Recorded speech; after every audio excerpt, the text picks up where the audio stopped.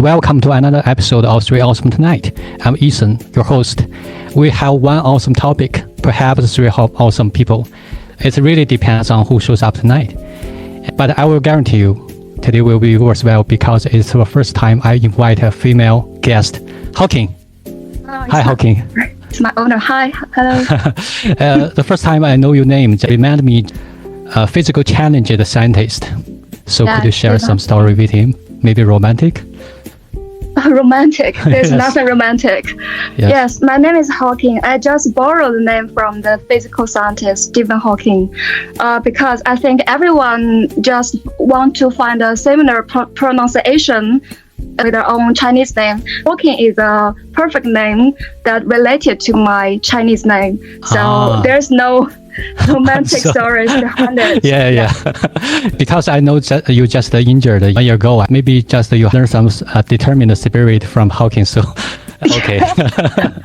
That really mislead me. And another familiar face is Luis. Hi, Luis.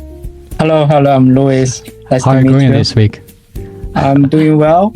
Everything works fine, and I quite enjoy myself and living in the present. Okay, it's really thoughtful. Before the main topic, actually, we have a segment like last episode called the background check. And also, it's a upgraded version of background check because you should introduce yourself briefly, and also you should find an animal to represent your personality. Okay, that's interesting. Yeah. It's interesting, right? Okay, Yeah. I will kick things off myself as an example. So I'm Ethan. I'm an overseas account manager and responsible for the overseas sales, mainly in power industry. And my symbolic animal would be donkey, because I'm a typical science background person and focus on logic. I'm really diligent, but sometimes a little stubborn. So if you cannot treat me well, maybe not that aggressive, but it would be a trouble. So how about you guys? Oh, diligent and stubborn is two very defining characteristics of the donkey. I think it's very cute. I think. Yeah, it should be, especially a handsome donkey. Handsome. Bobby. Okay. So how about guys? Now you can start by first, so I can follow you. Okay. I'm an independent English teacher, and most of my clients are senior or junior high students. I choose the cat as my animal because I think cat is very quiet, just like myself. I'm a very quiet person, and my dream is to lead a very peaceful and tranquil life in the countryside and bathing in the sun, and always can find a cozy place and to take a nap. A cat can find a very comfortable environment for itself. There's another characteristic of the cat that it always observes the things around it. I also quite enjoy observing the people around me. I want to find out why they are happy or why they are upset, and I want to find the deepest secret inside them. So I'm also a person enjoy observing, and I also think everyone can find a paradox inside them. Part of me is a person who is very comfortable with people and enjoys the company with others. I like to build connections and bonds with my friends and my family. I'm also a very independent person and always seek for the freedoms of myself. Sometimes I will find some adventures in my daily life. This is two part of me. So you are a good observer and independent and yes. Quite. Okay. Yeah. So do you scratch people? Yes, yeah. It's very interesting. So how about Luis? As you know, I have been holding the English corner, and I quite enjoy leading the English corner group members to do the group discussion, and like leading a group of people to finish a project or finish something that is difficult, that is challenging, is my strength. So my symbolic animal, I would say, is lion. Lion. Yeah, the lion can take the lead among the groups. In that way, the lions can be the leader, can be the manager to manage the group of people in a really good way. The lions using that kind of the braveness or like aggressive or scary appearance to be in charge of a group of people. I think I was that kind of personality. In addition to that, the reason why I say I was kind of lion is because lion is brave, and I tend to be courageous towards any difficulties. For example, when I am hosting the English Corner and there are a lot of unexpected situations happen, I need to cope with the problem face to face. And even some bad members, they are talking bad language, and I still have to tackle with that person. At this moment, I will take myself as a lion, as a symbol of braveness and leadership. I should say, as a host of English Corner, you really just rule the group very well. Thank you. Yes. Yeah. Thank you. Actually, I have an assumption before this topic. I thought we are all plant eater, but it shows you two are meat eater. So it's really even cat. It's really different from what I thought. It's kind of a stereotype, maybe. Louis, last time you said you are in the transition from a project manager to a product manager. Yes. So what kind of groundwork you are doing now for preparation? There are a lot to do about the role of product manager, as I started to notice that a couple of weeks ago. Previously, I worked as a project manager, which is do every possible way to meet the deadline about the project. But now I need to dive into the field where I need to define the product and to do the market search to squeeze out those consumer and users' needs, which is a really tricky job to do as I started to do it. Anyway, I also got a training course for the product manager from NIE, which helped me a lot.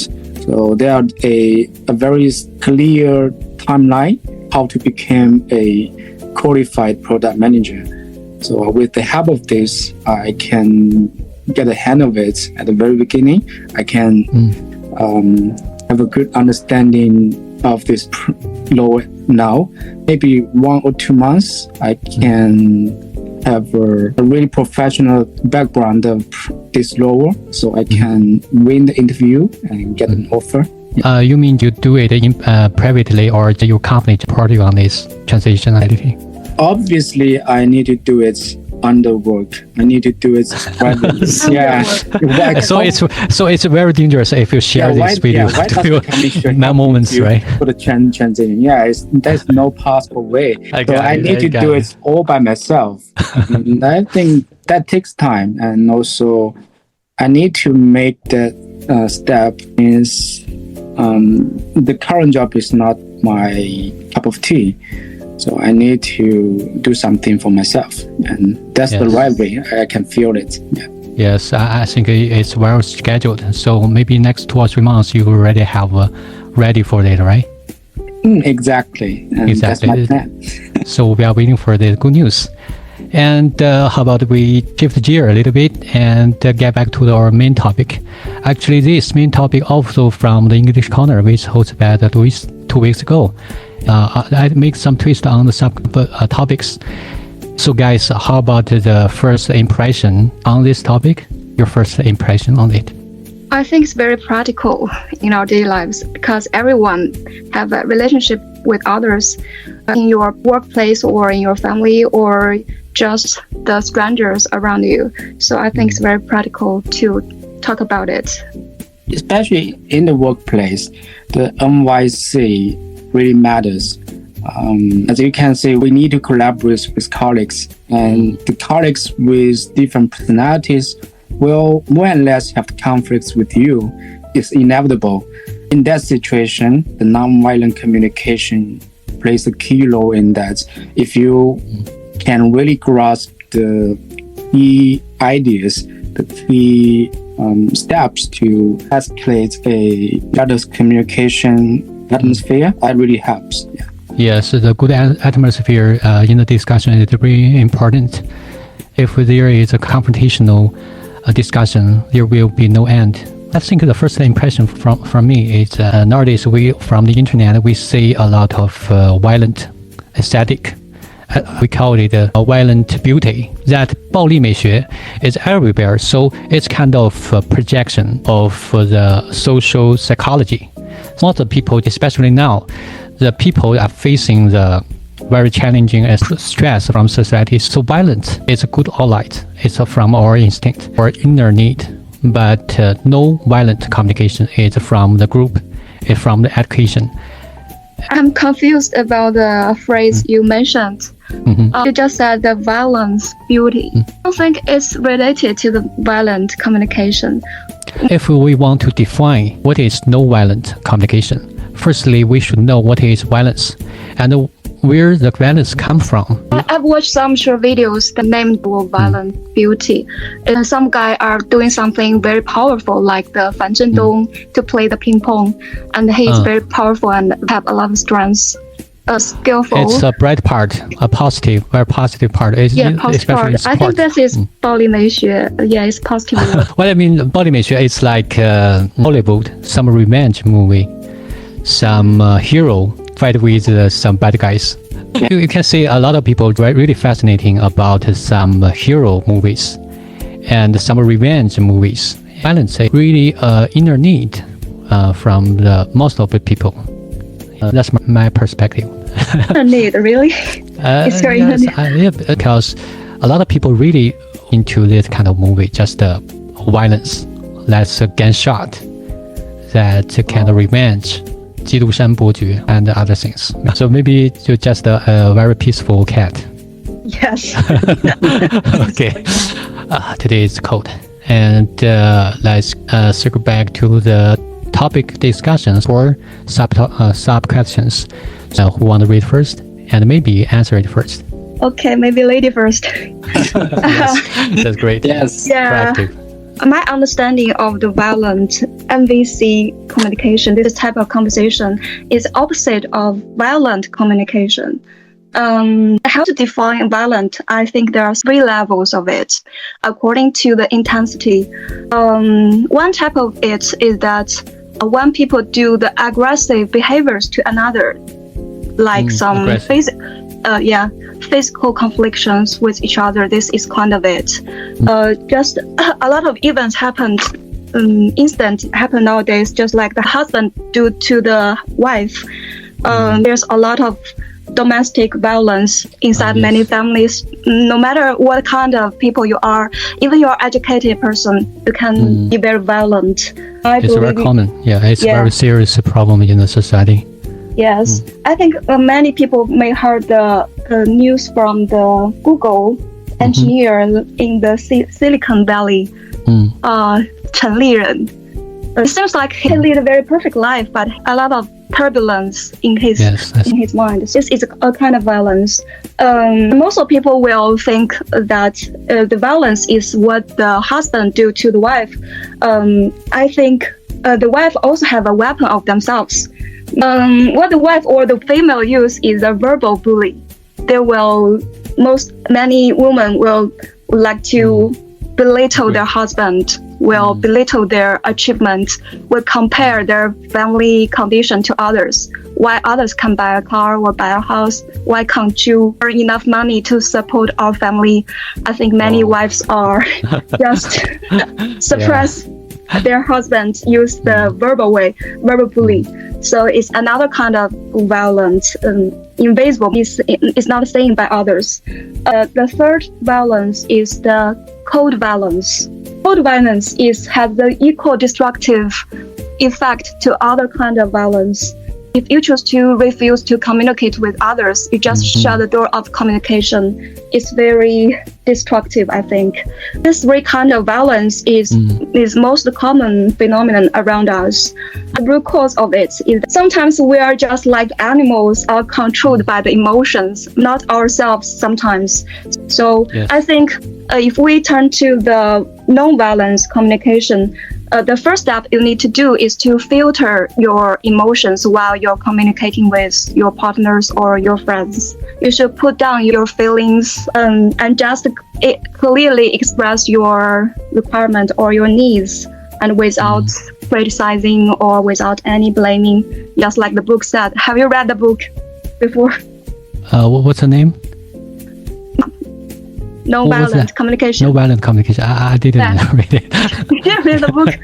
Yes, it says the process of the MVC is just express how I am without any criticizing or any blaming. I think it's very important to put down or put away your feelings while you are talking to your friends, partners. Yes. Wow. So how can you really dig very deeper? And you even read the book, right? Wow. Yes. You just read for this exchange, or just read it years before? Several years before, yeah. Several years before. Okay, it's a kind of callback. It impressed me a lot. I like the book very much. Yeah. So I will read it. I think I will read it after this topic. The first one is physical violence. And the second one is verbal. Verbal bullying. Yeah. If the woman just have the verbal bully to the man, the husband or the children, even their children sometimes. Yeah. So in domestic environment, something is unspoken. Some people do not want to share with others, even their close friends and parents. So how about Louis? Okay, so you have read the book, and that's really wonderful. I never read it, but I already discussed. I take it as English corner topics, and we discuss about it. But it's a shame we haven't read it, so I should read it later. I think. Yes. Okay. I also, indeed, I checked the main ideas of this nonviolent communication theory, also from the book. So what I got is that the reason why there is a violent communication is because two opposite communicators' feelings and needs are not satisfied. Which means when we negotiate, when we initiate this communication with other people, and certainly we will have our needs for their communication. For example, we need to sign the contracts. We need to receive the consent from the other people we are talking to. And those kind of needs, if we didn't receive it, we didn't satisfy with that, and the violence communication will arise.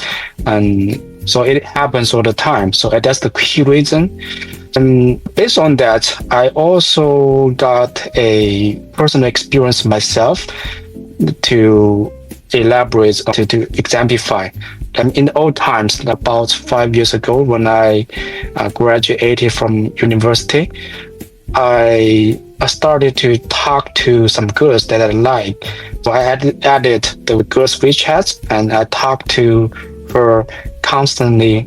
But all of a sudden, the girl just sent an image. I would say it's emoji. So emoji. Emoji. If the girl send emoji to you, that means she wants to end up the communication, end up the discussion. So I didn't notice that. So I continued to send my message to that girl to show my affection to the girl. But eventually the girl just deleted my WeChat accounts. So I just couldn't get out the reason why I was so diligent on this relationship. I didn't do that. So, and after several years of learning or hearing from others, so I started to know, it is kind of efficient, even violent communication, because you didn't satisfy the opposite needs. Like the needs from the other person, from the girl is to stop the conversation because he wasn't happy about that. But later on, afterwards, recently I started to notice that, and if anyone sent an emoji to me, I started to think that whether I should send a message again or not. So that really helps me to build up the relationship, a better and positive relationships with anyone, not just the girls. So, and that's really helpful. And I think that is all due to this nonviolent communication theory that helps me a lot. Yes. Sorry to hear that. Sorry. It's really sorry to hear that. But Yeah, I learned a lot. Yeah. yes, it's really sorry to hear that. We all have this kind of experience. Someone do not want to reply you. That's really bad. Sorry. Yeah. Ethan, have you experienced that? Yes, that's really bad. Come on. Okay.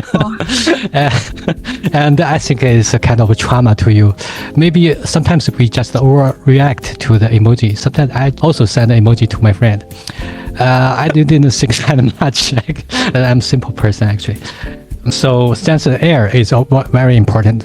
You should know how to stop it. Yes. You've done a lot of reflection. I really appreciate it. Maybe you will Yeah. have some overthinking on that. It's a little overthinking. Just the emoji Never is mind common. it. Yeah. It's common. Emoji. I don't think emoji means that she wants to end the topic. I don't think so. Maybe she was very busy at that moment. Or yeah. But if she always send emoji, that's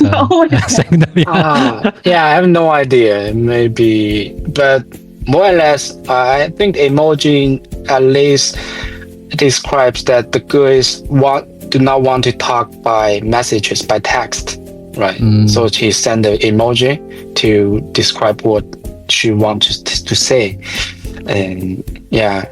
But I will like I said, I was to evaluate whether I should send a message or not. So sometimes sending the emoji is kind of a habit for the girl.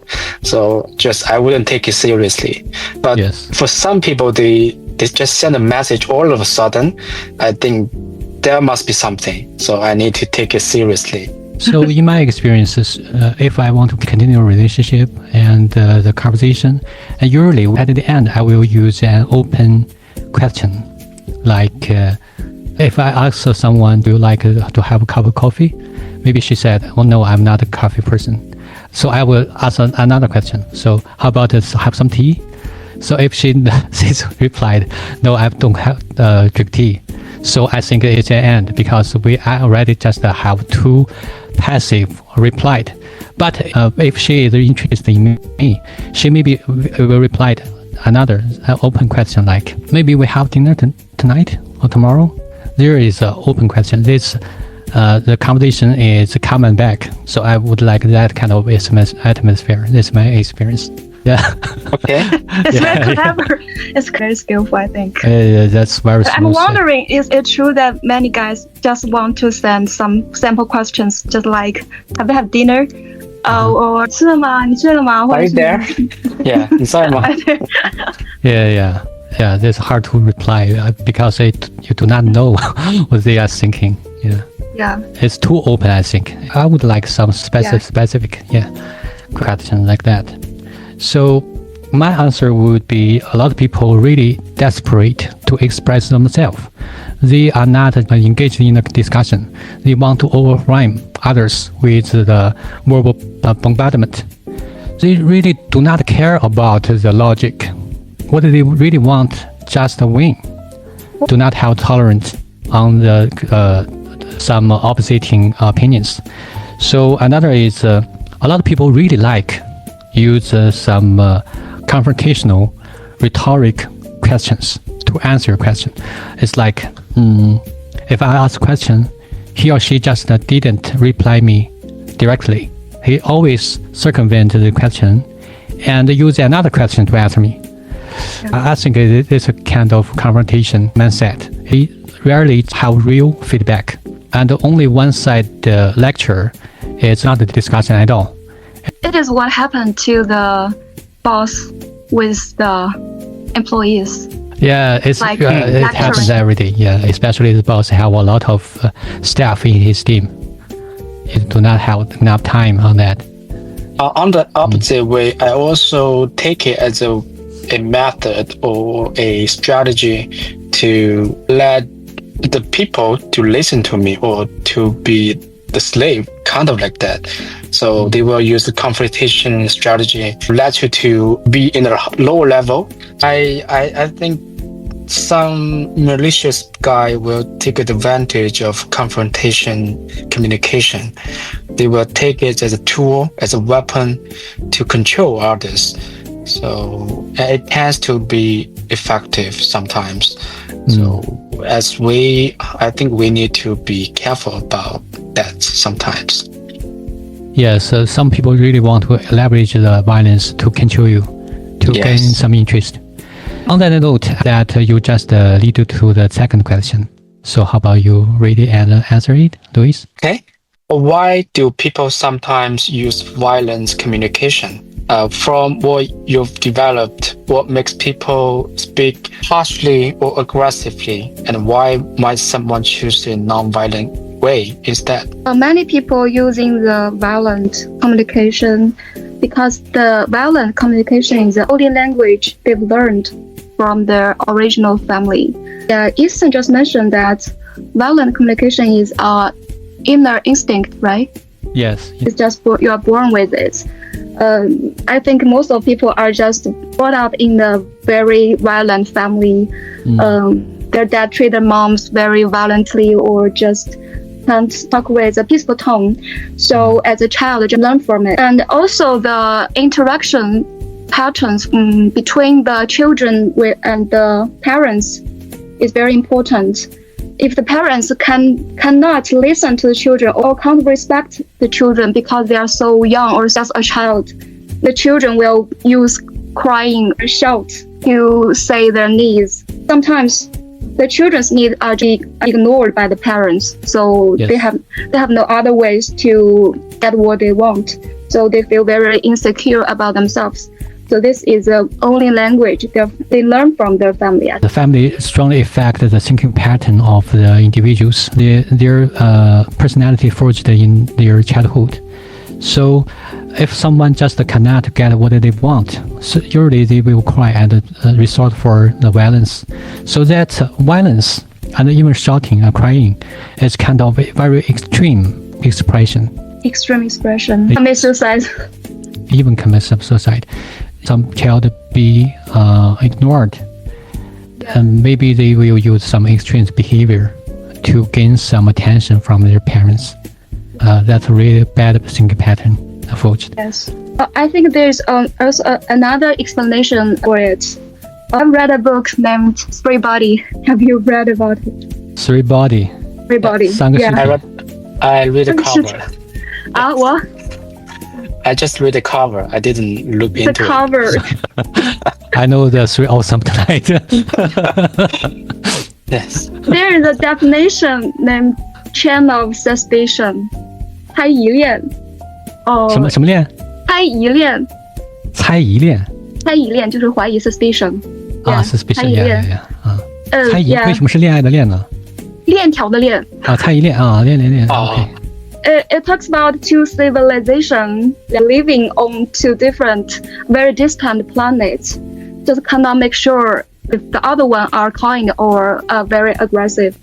So can't make sure the other one's attitude. So before they have the communication with each other, they will have a suspicion that the other side is very dangerous. So each of them will initiate a very defensive pattern or defensive actions to protect themselves.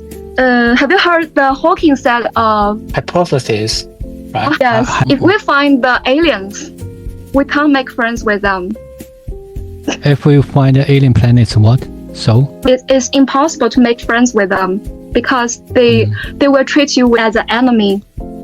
Dark forest. Dark forest. So this kind of chain of suspicions, we can't trust people we don't know. It happens everywhere. So strangers can very easily to get conflict with each other when we encounter something. Like if you order some food online, the delivery person delayed your food, you will get very angry and surmise to guess that he must do it on purpose. Or he has violated, so you will get really angry. Hypothesis or the 你刚才说的是 hypothesis 是吧 ？hypothesis。hypothesis。假说。哇，你好牛逼啊！靠。Assumption。Yeah. Guess. You could use Yes. assumption, some Guess is assumption okay. or the stereotype. The guessing is based on that he just have the hypothesis that the delivery guy or the strangers have some malicious purpose or have some bad ideas on you. She just want to fight for themselves. If you don't know others' opinion, if you don't know others' attitude, you will get a very defensive suspicion. It also happens in our intimate relationships. Even though you live with your partners for many years, you still have to guess what his meaning or her meaning during your conversation. You will guess that your partner don't love you because she ignore your message. Like Louis said, the girl send you an emoji. You just guess the intention behind. Yes. So there's a lot of guessing between us, and this formed a chain of suspicions. So I think that's why we just can't reach an agreement between us. Always have so many conflict, so many violence. Yes, I agree with that. Good observation. We always say communication is important, but how to communicate? If you dig deeper, ask a further question to them, maybe a lot of people cannot answer how to communicate properly with others. Malicious is not the individual. The mindset of the confrontation is malicious itself. Yeah. You should clear your malicious mind first. I totally agree with Hawking, and as Hawking mentioned, the heavy influence on the children from the parents, and also the chain of suspicions as well. I think those two concepts are really helpful to explain why there are so many violent communications among people. So what I observe is about the social settings, for example, the culture, the geological locations, and the races. When we met some white guys or black guys, we tend to have different feelings or different attitudes towards that compared to the Chinese people, as we are the same races, right? Same cultures. That is also the reason there are constant wars happening in the world because of the difference in ideology among different countries. For example, the China and the US, they have a totally different ideology, so they cannot reach a consensus between the leaders.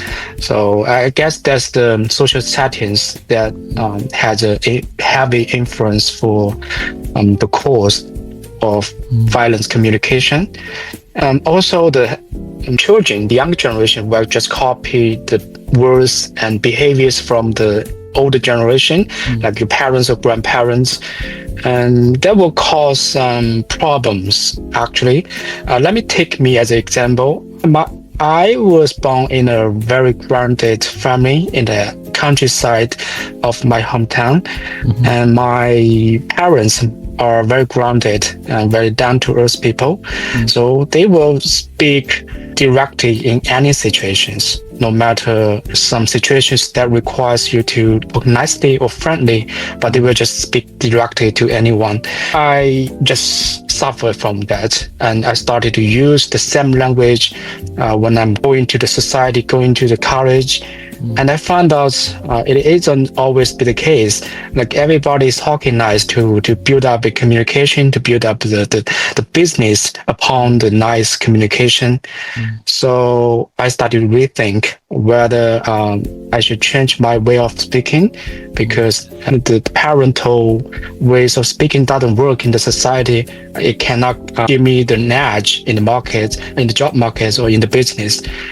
I started to learn non-violent communication, and I found out there is indeed some solutions to help you to get rid of the violent communication and eventually have a better life because of your nice communication. Yes. Yes, and that's what I want to emphasize. That's the social settings. There's some influence from your older generations. What we need to do is to be conscious of that and trying to learn something, and then up to yourself. I know it is a struggling process, but it's worth it. Yeah. I have the same experience. We can see some people raised from a wealthy family. Usually, most of them have a very good personality. Yes. But maybe part of them is spoiled child, but most of them have a good personality, and they really know how to speak, how to communicate with others, how to make others happy. Deep down, I think the family is a key point to raise the child and further their personality. If you cannot learn from your family, you should learn it from the society, even from books. Yes, exactly. It doesn't work sometimes. Some families usually fascinating about the power. The main point of a king is to keep order and be a leader and be pointed the right direction of this country. Because if you are just you sort of violence every time, people will leave you, right? Yes. Usually, child will resort to the violence to gain some toys. Some people just post for leverage and use the emotion to gain more interest. Nowadays, physical violence is forbidden in the society, but they can use emotion, use violence languages to get what they need. So temporarily, we cannot deny. Sometimes it's really effective. Even you are a project manager, sometimes you will argue with others to gain some resources. So we cannot totally disagree the violence. I mean, in a subtle way. There is the positive and negative violent communication. If the violent communication will help you to get resources and eventually help you to meet the deadline of the project, that's positive, because you're gonna get a big earning at the final instead of the temporal receive from others. Yeah, Luis, I really love your answer, because your answer just lead to the third question. Is no violent communication sometimes too passive? Do you think trying to be no violent can ever slow things down or get in the way of reaching a goal? How do you handle that balance? In my opinion, if you define non-violent communication as the being coward or being soft and easy to be controlled by others, many people are defining it NVC as a tool used by soft people. If you define it this way, it's more time-consuming to solve the problems. Because it will use many indirect words to express your feeling. You don't have the bravery or the courage to express yourself directly or stand up for yourself to fight for your own benefit. If you define this as MVC, I think it's a wrong definition. MVC is a very brave or very challenging choice for a person. Because if you want to communicate with others with no emotions or angry feelings, you must face the deepest demons inside yourselves. You must find out what you care about most inside you. It is much more difficult than the violent communication.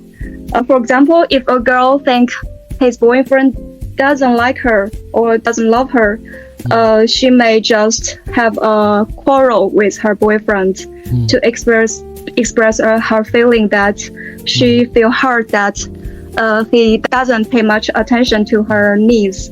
I think this is kind of violent communication, but it doesn't solve the problems. Even if the boy or the guy give a lot of attention to the girl, she will think it's not enough, because the deepest problems that maybe she is not very confident with herself, or she can't find her own self-esteem or self-value of herself. She just wants somebody or someone else to confirm her values. This is a root problems inside the relationships. And it's much harder than the violent communication to admit that she is very low self-esteem person or empty person. She have her own subject or her own problems to solve. I think this way is much more challenging than just have a quarrel or to fight. MVC is a very direct way to solve the problems. So I think it will get in the way of reaching the goal. Just take you to the destinations in a more direct way and much more faster than the violent communication. How to balance that? How to find the violent and the non-violent communication, that you must have a very clear understanding of yourself. You know your needs and you can define the problems. Sometimes there is no deep problems between inside the relationships. You just want to pick it out. So the skills to define a problem is very important. If you have a clear understanding of yourself, you will just ignore many so-called problems in your life. So I think this is the first step to balance yourself. But it's really hard because most of people didn't aware they have the problem. They think all the problem is from others. Others are troublemaker. They do not think they are not strong enough. They think they are very strong, very stubborn like me. Right? So it's hard. It's very hard. Yeah. It's really hard to recognize your right away. A lot of people use that mindset is really successful, like Donald Trump. I believe he really lead a really happy life. So from his own perspective, maybe it's right. It's hard to say. Trump, you mean Trump lead a very happy life from his... I think so, yes. He's really different at his age. So I think he's lead a very good life, maybe satisfied on it. He always do the things he wants to do and never... ruthless. With the self-blaming. Maybe sometimes to be a violent guy, maybe it's not good news for others, but it's good news for you. I noticed Hawking and Louis always say talk to each other directly, but sometimes, somewhat, the direct will become to the abrupt and to the blunt. Blunt and abrupt. So sometimes very direct rhetoric, maybe it's not a good choice, especially when you point something wrong of others. The word is too direct and maybe will hurt the feelings of others. So we should use a technical way to make it more smoothly, and maybe some compliment, maybe. I'm not sure. I'm not an expert on that. That's the art of communication. You want to express your ideas, opinions towards something, and you cannot just say it in a very direct way. So you're gonna wrap up your expression, then talk to the person in an understandable way. That's hard. Violence is a knife. It's a tool. You cannot guarantee all the people will cooperate with you. But if you want to make the team functional, maybe sometimes you should let your team member fear of you a little bit. So that will make the policy real processed in this team. If some people really do not want to cooperate with you, that will undermine this system. So as a leader of the team, sometimes you should be decisive. You should show some violence. Temporarily, I think it's positive because we have the deadline of the project and we should gain some resources from the company. We always see a lot of people very emotional when they argue, and even in the top management. But we are very smart people. Why they choose to do that? Because they use the violence emotion as a tool to gain what they really care about. But if we always use no violent communication, there is a problem that sometimes some people don't care about you. They will not obey the rules. So the violence would be the tool to guarantee the rules really can be processed in this team. Yes, and I also want to add something about your idea, and that's really wonderful. Like in the real workplace, the leaders or the boss will do every possible way to create the conflicts or arguments among the teams, upon the team members. Especially this is an urgent and important project, and the leaders will try to initiate a confrontation communication among the product manager and the engineers, the back-end engineers. As you know, the products will to send the requirements, send the request to the engineers team, and the engineers team should fulfill the request from the product manager. And there is inevitable this will be some conflicts because sometimes the engineers cannot finish the requirements as the product manager requires. So there will be the conflicts or arguments, and most of the time those arguments are positive. I only say the real knowledge and only say the real problems popped out during those fights. So if everything worked peacefully in the workplace, and it seems there's no problem, but there's always the problems are everywhere because everybody is not talking about it. They are hiding underground until there is a conflict, there is a violent communication. So every problem, every risk coming up, raising up by each of the team members. So in that way, there could be a positive violent communication. On the opposite, everybody is peacefully, is nice to each other. It can be a negative violent communication because those problems or risks haven't been exposed to the public, to the upper management, and that will have a catastrophic influence to the projects, let alone meet the deadline. If all the people just hesitate to argue with each other, yes, problem never shows up. Yes, so, that's what I want to say. Yes. Those of you think that sometimes we need some violent communication. The violence and no violence is kind of check and balance. These kind of two tools you can use. Like a knife, you can just cut the vegetables. Also, you can cut yourself. So the key point is how to use it properly, and not excessively in the right spot. The first question, how has your view of communication changed over time? Looking back, what beliefs or habits about communication have shifted for you, and why do you think that happened? Okay.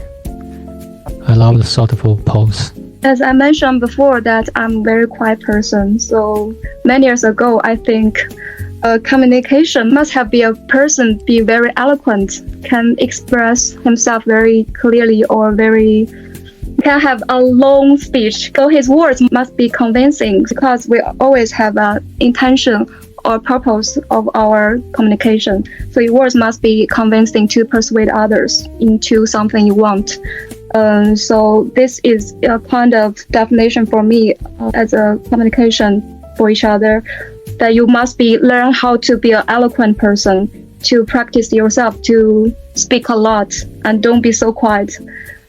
In the past, I always blaming myself to be not that talkative or expressive like others. And I also very afraid of conflictions with others. You can scratch. Yeah. You can scratch and bite. Yeah. Because once there is a conflict with others, I think the relationship is end, or I must break up with others because we have a conflict always. A quarrel happened between us, so we must end our relationship. So I take it so seriously to face the conflict. I even take it as a competition, like Ethan said before, that many people use the communication as a tool or as a weapon, just like competition. You must win through the talking, or you must make a point or reach your destination or persuade someone into something. So you must finish something, you accomplish something. So this is what I think about communication before, but it makes me so struggle with it. I always blame myself that I'm not really so good at it. Later, I think listening is equally important as expressing. How to listen is a very important work or important lessons you must learn. First, you must listen without any emotions. You can't be so irritable or be so emotional while others talk about your weakness or say something you don't like. So how to stay calm while others talk something in a straightforward way, that's a lesson to learn. And you should also listen to others' deep thoughts or the purpose or the intentions behind the words. You must listen very carefully. It's also a very hard skill I have to learn. On the other hand, I also should learn how to express myself bravely and directly, like you guys mentioned. You can't be always afraid to violate others or afraid of breaking your relationship. So you must be brave. Final problems is that you have to, I think all the intimate relationship with others, the original problem is that the relationship with yourself. Why we always equip ourselves with so much emotions or so much aggressive words or behaviors is that we turn us to a defensive mode sometimes because we're so sensitive to about some points, too afraid to losing something or to reveal your weakness or your vulnerability. So you turn yourself to be a defensive person. You fight back or you say some bad words back to others, or you use the cold violence to fight against it. Expose the behaviors to the defensive mode. If we want to have a really comfortable communication or comfortable relationship with others, we must do a lot of self-explorations, reflections, I think, like Louis did with girls. Overthinking, typically. Overthinking, yeah. Through this way, we can take ourselves to a very secure place that you will never get angry or never get hurt by others' words. Get hurt is inevitable as long as we live in this society, and hurt will happen. You may be hurt by others, but you don't feel it. You just get numb. You just get yourself very strong and. Sometimes someone will hurt you. Maybe you are very determined, but the scar is scar. It's still been there. Maybe you will not talk to others, but it's still hurtful, I think. I partly agree with you because I always admire some people with very well-structured languages and very persuasive with others and very bravely. But nowadays, I ask myself, do I really want to be that kind of person? The answer is I'm not sure about that. Your friend approach you only for some sharing the emotion. Sometimes they do not really want the advice. They only want to accompany and maybe show you support emotionally. To answer this question, my viewpoints towards communication has changed in the past decades, I suppose. The biggest change about the attitudes is during the conversation, if I want to make things down, I want to work things out, I need to talk out loud in some serious situation to condemn that person, to convert that person, to let him to accept my idea. And that's the original idea. But afterwards, even nowadays, I think talking out loud, that does not solve any problem, does not address any issues during conversation. So I start to think maybe nicely and talk peacefully. Even it is the most urgent and important thing, we can still talk it in a really stable and peaceful way in order to let people to accept it naturally. So after testing it for multiple times, I can say that it's a effective way towards that. And that's the sharpest change of my attitudes towards that. And also I want to mention that two things that I learned from the communication over the past few years. On the one hand, it's about the sympathy for others. Sympathy. Sympathy. Yeah. So to think in their viewpoints, then you can consider their needs or feelings or emotions, and that is also the prerequisites for a stable and effective communication. And based on that, and it comes to the second thing that I learned, which is about putting forward your request in the acceptable way. Like you always have needs and emotions, have your requirements during the communication. Like for example, console from others and signing the contracts with business partners. And that's your intention. And you're gonna put forward the request in a really nice way, a way that people can easily accept, easily embrace that. So, and in that situation, probably everything will just work out fine with your nice negotiation and communication skill. That's what I learned from the communication over the years. That's really efficient, actually. Seems we all just witness the growth of ourselves. And yes, growth always a long story, and sometimes it's painful. Sometimes I really regret some bad words I told before that keep my close friend away. Just what hurt feelings in our parents. Over the years, maybe I have the direction, but I'm not sure I changed it totally. So I will share some details how I control my emotion. Firstly, when I want to say some bad words, I will tell myself wait 2 or 3 seconds. And the 2 or 3 seconds is really a lifesaver. It will let me rephrase my rhetoric languages and make it more acceptable to others. And another one is once find out it's very heated discussion, even very heated argument, I would say your idea is also reasonable, but I will go back to my home. Maybe I will think it through thoroughly. So maybe we can talk about it later or tomorrow. Yes.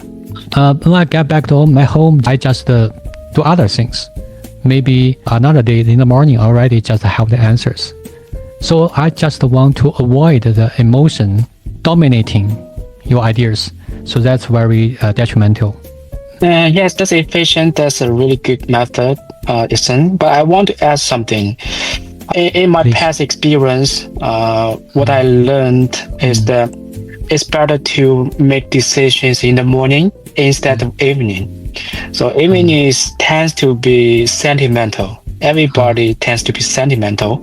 They always make an emotional decision at night, at midnight. Yeah, I know that. So which is not good. They will always make an awful decision at midnight. So I tried it for multiple times, and I hardly struggle for that. So from that on, like a couple of months ago, I decided that I will only make important decisions in the morning. Okay. I will never make any small, minor decisions at night. I will never do it. Yes. That's what I learned. Yeah. I totally agree with you. And that's good observation because usually at midnight I just watch some clips on the internet like Douyin. I would cry. Yes, we are so sentimental towards anything. Sentimental. So I agree with you. It's not a good way to make decisions. Yeah. I think we already finished all the topics. We barely scratched the surface of this topic, but maybe we reached some substance of this topic. It's still valuable. The final part is we should share one sentence or word to our audience. I need to think about it. Okay. Let me speak back first.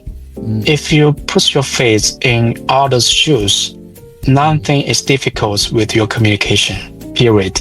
If you put your leg in others' put your face on others' shoes. Others' shoes. Put your face on. Yes, it's deep. How about Hawking? All the relationship with others will start with the relationship with yourself. So the inner strength is very important. Yes. Okay. Oh, nice. My takeaway is when you want to say some bad words, think twice. and give yourself 2 or 3 seconds to rephrase it. Okay, I think it's at the end of the topic. To some extent, we reach the underlying principle of how to deal with others and no violence communication. It's a very thought-provoking topic. It's still worthwhile to discuss in the future. So thanks for Louis and Hawking for joining, and thanks for audience for tuning in. And stay awesome tonight. See you next time. Bye. Yeah. See you. Thank you, Ethan. See you. Thank you, Thank you. Ethan, Thank for you so inviting much for us. Ethan, Thank you. for your host. Yeah, that's wonderful. 好。 Thank you for you pushing me to Yeah. this.